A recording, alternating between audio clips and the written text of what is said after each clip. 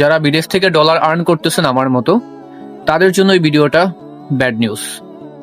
তাই আমি খুব দুঃখের সঙ্গে জানাচ্ছি যে এই ভিডিওটা আপনাদের জন্য ব্যাড নিউজ, ইভেন আমার জন্য।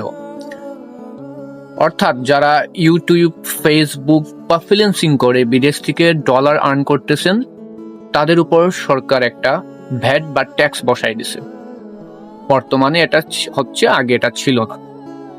তো ফর এক্সাম্পল 1, 2, 3, 4, 5, 6, 7, 8, 9, 10, অর্থাৎ আপনি যদি মান্থলি 10,000 টাকা ইনকাম করেন, সেখান থেকে গভর্নমেন্ট 7.5% অর্থাৎ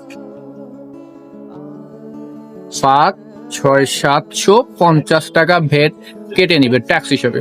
তো এটা কিন্তু চুপচাপ আছে, কেউ জানেও না বিষয়টা। যারা বিশেষ করে ডাচ বাংলা থেকে টাকা তুলতে যাচ্ছেন, তারা এই বিষয়টা অবগত হচ্ছেন, বাকিরা হচ্ছেন না। কেননা ডাচ বাংলা ব্যাংক অলরেডি এই কাটিংটা শুরু করে দিছে, 7.5% কাটিংটা, মানে 10,750 টাকা। তো ডাচ বাংলা ব্যাংকে যারা আছেন তাদের সাথে কথা বলে, পার্সোনালি কথা বলে জানতে পারলাম, বাংলাদেশ ব্যাংক অলরেডি বেসামরিক যে ব্যাংকগুলো আছে, বেসরকারি ব্যাংকগুলোকে আদেশ জারি করে দিছে, বাহির থেকে যে ডলার ইনকাম হবে সেগুলার উপরে 7.5% ট্যাক্স আরোপ করা হবে।